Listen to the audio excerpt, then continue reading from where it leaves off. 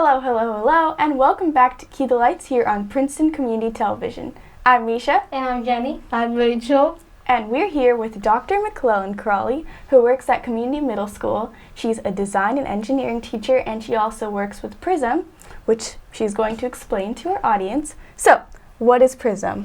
Well, PRISM is the Gifted and Talented Programming at Community Middle School in West Windsor-Plainsboro. And what it is an opportunity for students who want a little bit extra enrichment during the course of their day. They self-select into the program and they can do a future problem-solving project. They can do an inquiry project, which is like a genius hour where you pick something that you're really interested in and you research it throughout the year and then you present it at the end of the year to your peers and to judges. They could participate in National History Day. We have a Maker Ambassador group that works on making and tinkering. Lots of different opportunities, and we also have this group that's going to be in here soon, and they are our NuYu group, and that is community problem solving. And it's an opportunity for kids to do a long-term research project on a problem that's of interest to them, and they get to solve that problem and then teach others about the problem, why it's relevant, why it's important for other people to care about it. They have to think about the criteria and evaluate the reasons why it's important to solve and the different ways in which they can solve it. And they have to work with the community members. They've had to reach out and find funding for different things that they're doing, but also to make sure that it's relevant as a solution for the people that they're working with. What was your motivation to start this? So it's funny because I, for 20 years as a teacher, have wanted to offer opportunities for kids where they get their voices heard. And it's so perfect as a teacher when the students come to you with an idea of something that really they're passionate about and they want to make a difference in the world. So this group came to me as 7th graders and they said, we're really interested in this one little project that we've been thinking about. At the end of PRISM for All, which is sort of like a 2 to 3 week orientation to PRISM where the students learn about the parts of the brain and what it means to be gifted and do you want to continue on with this enrichment opportunity, I asked them last year to write on the board, what would you tell your teachers if you could? Sort of as like a self-advocacy, what do you wish they knew about being gifted but you haven't been able to tell them yet? And so many of their responses dealt with being very stressed out or wishing that they had time to spend with their friends and that they were focused on the grades, that they didn't feel healthy, that they just wanted time to be kids. And so this group of students came to me and said, we'd really like to do FPS, which is future problem solvers, but we want to do community problem solving. And we want to focus in on a project about stress and see how we can help other people, because they knew it couldn't just be these students that were part of this orientation. It had to be a larger audience, right? Okay, so they came to you when they were 7th graders, and they're now the people that we have here are 8th graders. Mm-hmm. So you guys have been doing it for about a year now? Yeah, so we're a year and a half into it, and they have chosen to do an evolving project. So while it's still a community service project, and they've done this research, and they've looked into databases, and they've connected with the Hawn Foundation, which is Goldie Hawn, the actress and philanthropist, has a curriculum called Mind Up, and they reached out to get some resources from them.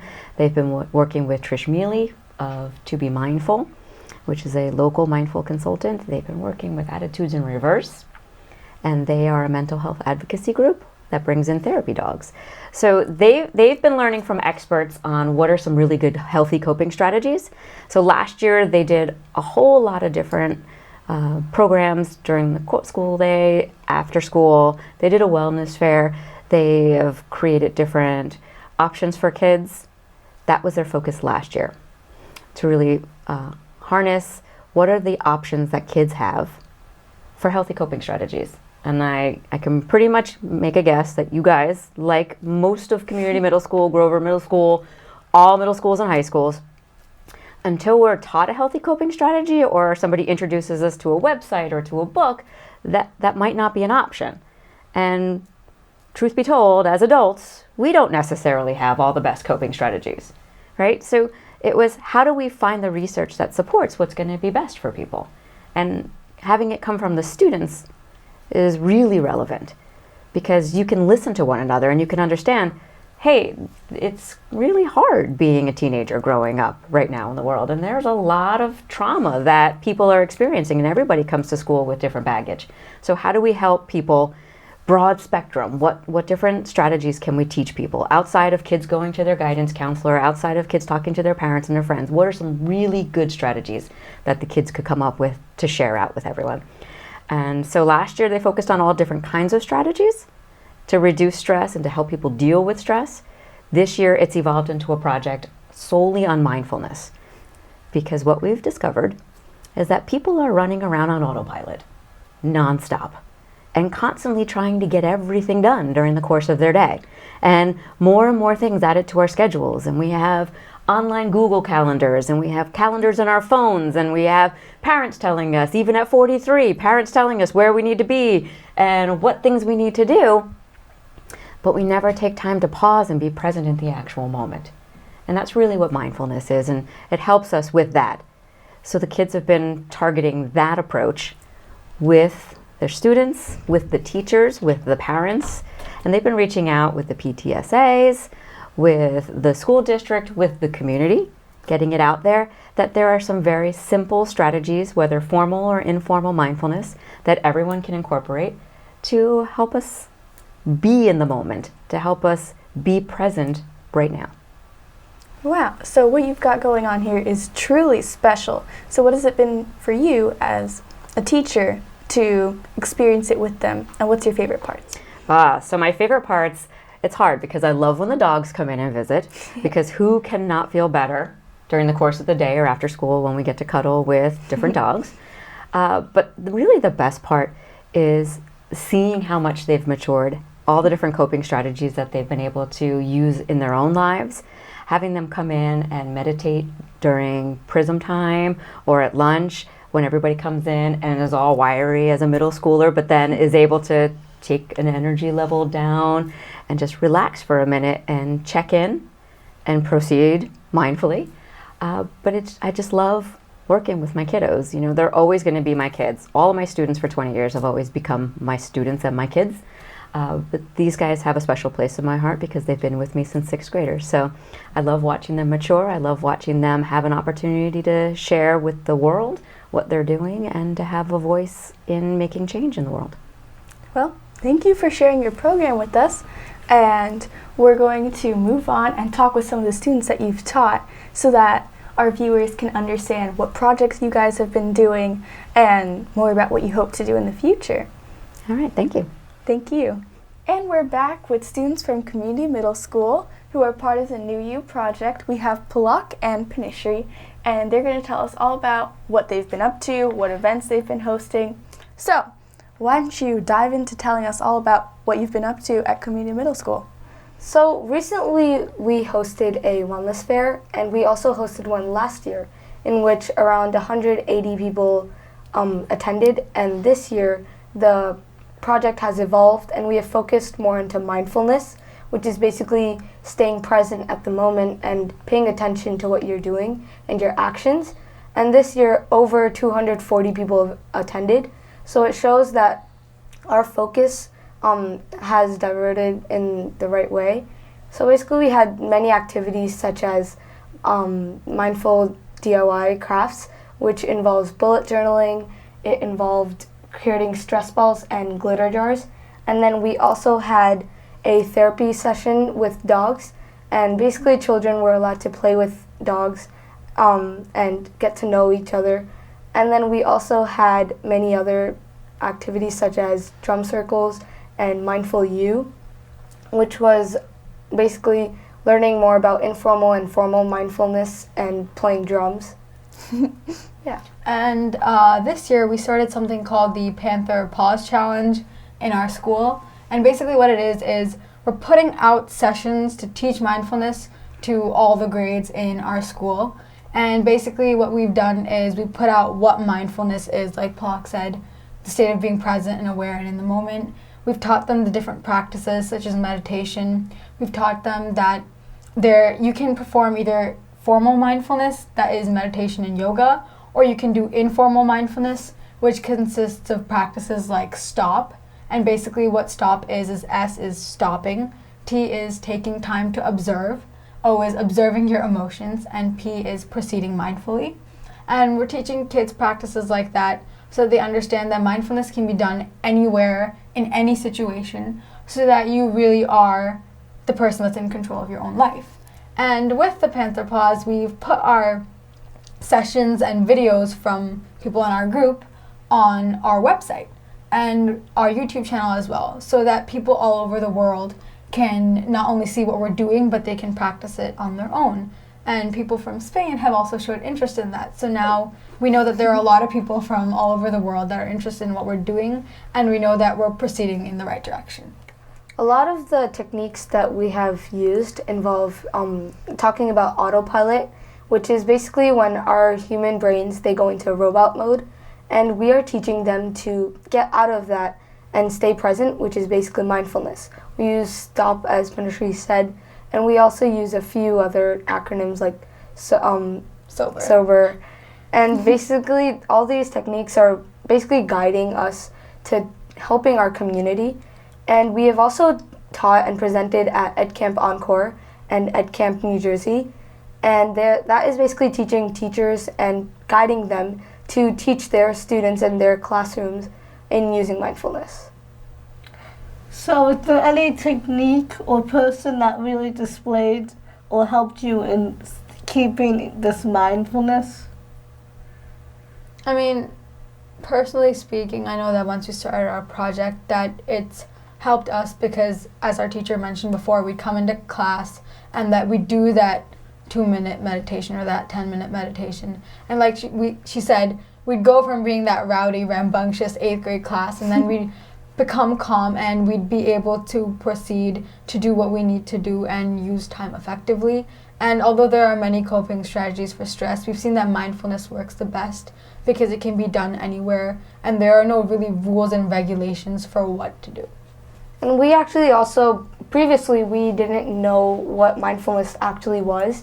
And as we indulged more into this and we got to know more about it, we realized that it's actually a really cool coping strategy. It's not only like some meditation, but it can be used in many different ways.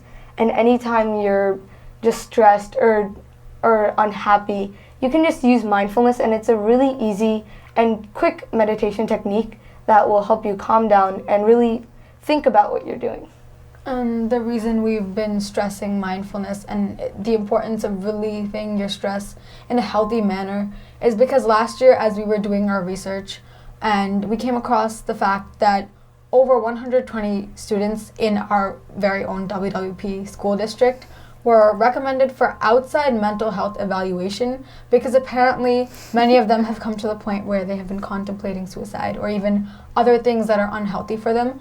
And after the reality and the weight of that set in, we realized how much more important it is for us as young people to really, really not only find ways to cope with our stress, but realize how important it is in our life and make sure that we cope with it properly so that these practices continue as we become adults as well.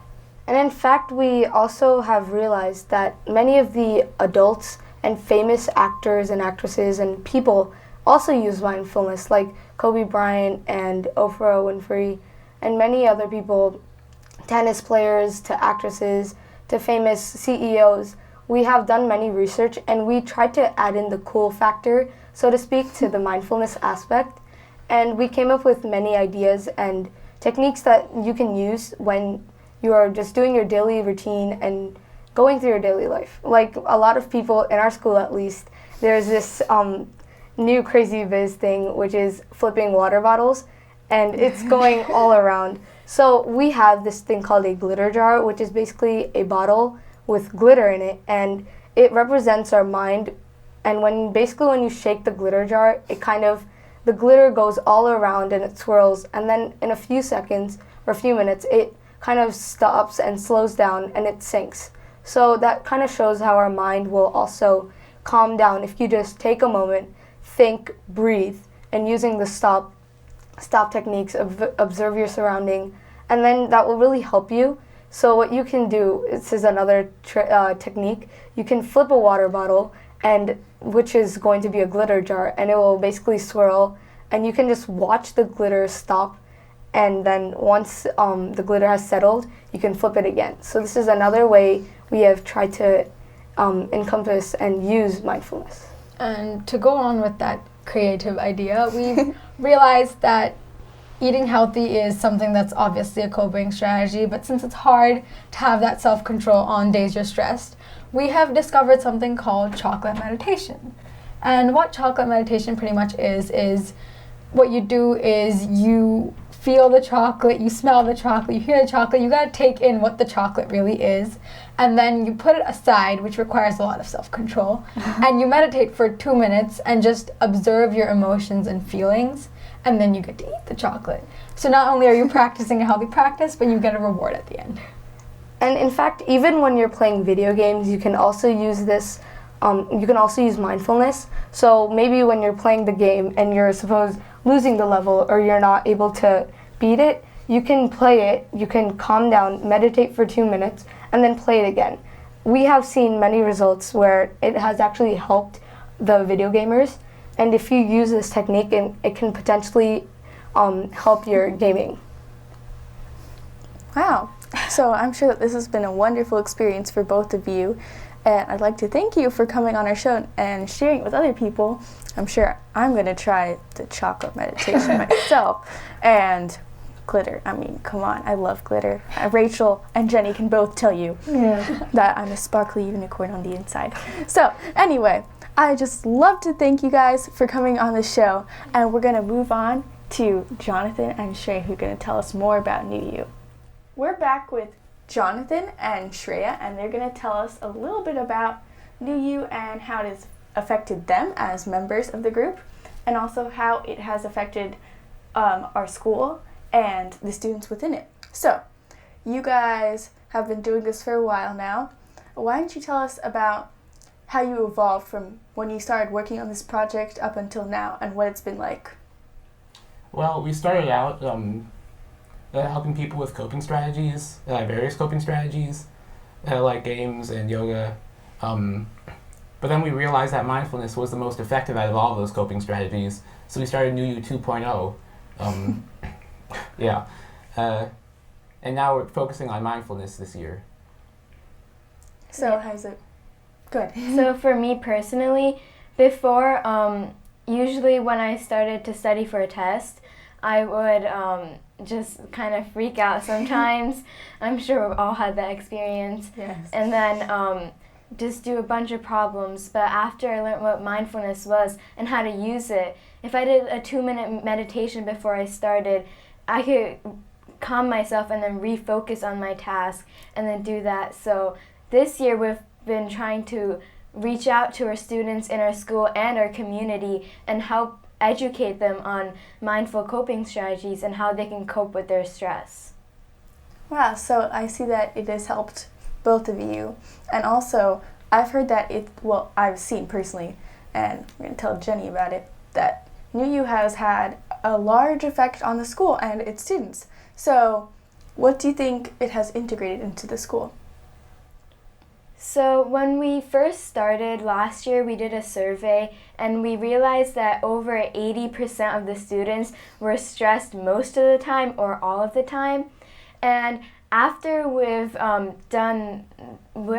started the Panther Pause Session Challenge, which was teaching the students about mindfulness, and our wellness fair where we reached out to our community and taught them about mindfulness, people have come to us and told us that mindfulness has really helped them and it has helped them deal with their stress and cope with it. So, yeah. Wow. So I've seen a lot of your projects and what you guys have done, and it looks like a lot of fun. And you guys have become kind of well known within the school. I mean, not kind of, like really well known within the school. And you guys, other than events, you guys are going to a competition, I believe, in March. So you want to tell us a little bit about that? Yes, that's the State Bowl. It's an FPS competition, future problem solving, where we're doing CMPS, and we have a display and a video, what we do and what we are. So you're going to states? Yep. Wow. And last year we went to internationals in Michigan. So yeah. That's very successful. Thank you. Yeah, so you can see that it's been way more than in the school journey. It's internationals, Jenny. So we're going to be talking about your acknowledgements, like the things that you've been recognized on. So the other day, my dad pulled out a newspaper and he was like, hey, aren't these people from your school? And I'm like, yeah, that's NuYu. They're working on mindfulness and anti-stress. And now here you guys are. You guys were in the newspaper, and now it's not really well known in our school. It's well known at competitions and around Plainsboro, West Windsor, Princeton area. So are you guys, did you expect this kind of recognition when you first started? Or is it coming as a surprise to you that it's really taking off? When we first started, we just wanted to help the students deal with their stress and cope with it, so in the future they can know coping strategies and deal with the stress that comes in the future. Yeah. But we think that this recognition and this acknowledgement, it conveys the message that students are competent and children are competent, and we can really solve problems in an effective way. Here at Key to Lights, we really believe in spreading a message even when you're young, and you guys are prime examples of this. So, do you have anything to say about why younger generations should start spreading their messages, or how you strongly believe in it? Well, the younger generations are the future. That's what we believe, and that's what we want to convey when we do this. It's an important message. So, you guys have any other stuff that you've seen yourself being recognized in other than the newspaper? I know Wake Up Community, which is a channel at our school that we all watch daily. You guys have been recognized there many times. And in the newspaper, is there anything else you guys have been recognized in? Last year we were interviewed by the Al Jazeera news channel on what we did last year, spreading coping strategies. And this year, as you mentioned, we were there was an article about us in the WWP Today newspaper about our wellness fair that we recently hosted. Yeah. And we also have a Twitter account. It's NuYu_team, and so you can contact us there. And you guys also have a website, right? Mm-hmm. Yeah, it's NuYuChallenge@weebly.com, and we post videos and presentations that we do in our school and in our community. So you don't have to come to our events. You can just look at it online on our website. So has it been a good experience being part of this group? And do you think you're going to carry it out through high school and so forth? It's been an amazing experience being here for 1.5 years. We developed a sense of community among our group. We're like family now, having gone to all these competitions, and we plan to continue this with the Mindfulness Club in high school. Wow, that sounds really great. I think I'll look into that, right, Jenny? Well, I'd just like to thank you guys so much for coming on the show. I'm sure it's going to be really interesting to the viewers, and I hope that it'll benefit the viewers also, you know. Definitely keep close watch on them because they're very successful, so. Yeah, I mean, I think we're going to be seeing them a lot more as they get more well known. Well, thank you guys so much for coming on the show. You guys are very interesting guests, and I hope to see you guys around more newspapers and hear about that competition. Thank you. Thank you. Thank you for having us.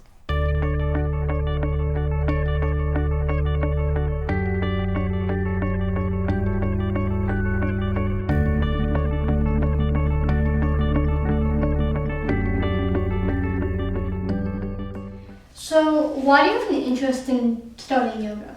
I feel like just there's a lot of stress in school, and for me, I play baseball as well, and it's a lot of time and it causes stress. And I feel like yoga really helps calm the mind and just focus me. So it's easier for me to do all the things I need to do, like take tests and study for stuff.